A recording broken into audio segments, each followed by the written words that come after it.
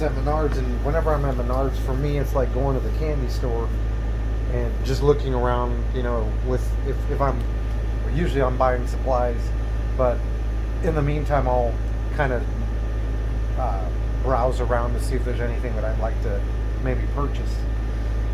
So I always buy these sandpaper cleaners, and these are great for like your drum sanders, disc sanders, orbital sanders, hand sanders, like these little, like in your palm, and it really helps to get a lot of that gunk that you get on there, like you can kind of see there.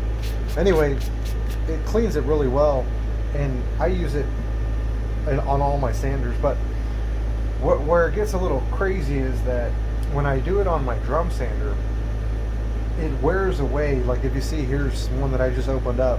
So I go through them pretty quick because I sand a lot, but it wears away at the material. So after a while, you end up with these little chunks that are tiny like this, which these are great for, like I just showed you, on things that are small. Like I use it also on my disc sander. I'll just kind of feed it in there and clean it off. But what I can't do, I like to clean my drum sander when the roller is moving. It just, for me, it helps. Like I do like a side to side, and I push in towards the roller, and it helps to clean it faster. I know some people will turn off the roller, but I just do side to side, move over, you know, kind of like you're erasing pencil.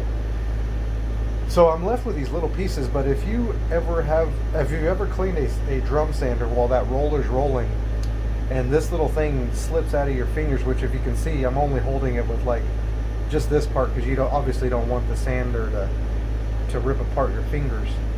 But if you're holding it like this, it really doesn't give you the big grip that this one does, you know, once you first started. So I was at Menards the other day, and I seen this awesome thing, which it's just a sandpaper cleaner, but they put a little paint stick on it, a stir stick. And it's pretty good. I mean, I'm not going to pull on there too hard, because I'm sure if I really tried, it would come off. But I use polyurethane glue, this Gorilla Glue, and it's pretty awesome. You do have to give it time to cure, and you have to give it time to really like bond to the material that you're trying to get stuck together. And so I tried it on here. So what I did is I took 2 of these pieces, so now I basically can use this a lot longer. And then I'll show you here quickly why I made these. These are just scraps here, but we'll just open this up here. And if you can see the glue, it still probably has, I would say, it's pretty dry, but I'm still going to give it a few more days before I even try it out. I'll come back and test it out. Whoa, see, that's stuck. So we're going to go ahead and take off this painter's tape that I did. So what I did is I put some of that glue down, just kind of liberally put it around there, and then I took these guys and I put them just side to side there. So I made one longer piece, and then I did the same thing on another one, and I put some painter's tape on here just to keep it in place, kind of, you know, with the glue, everything likes to move around. So I did the same thing on this side, and then I brought them close together like so after the tape was already on here. And I put tape on here so that it wouldn't stick to this other piece, kind of like this right here.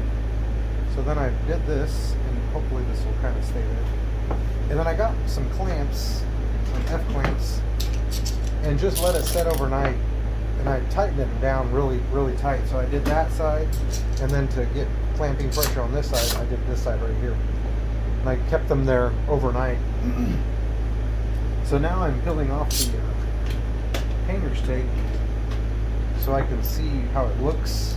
And these long sticks, I'll probably I may cut them down a little bit, but it actually is kind of nice. It'll give me a good amount of force, and I don't have to stick my hand by the roller, which I might do that with these, just out of safety.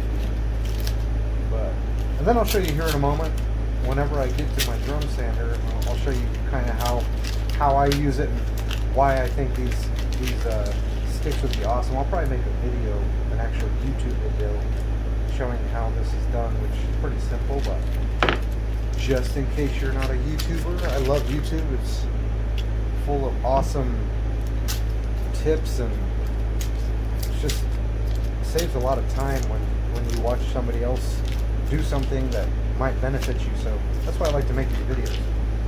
So anyway, it kind of, I don't like that part of the stick there. I guess if you want it to, you can have that there, but I'm going to go ahead and chop that piece off right here just so I can get more access to the roller. So there it is.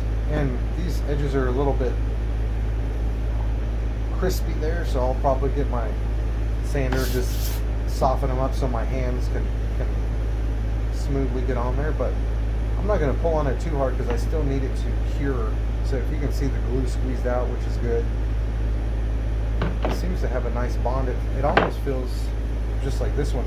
It actually feels better, or it has like a better bond than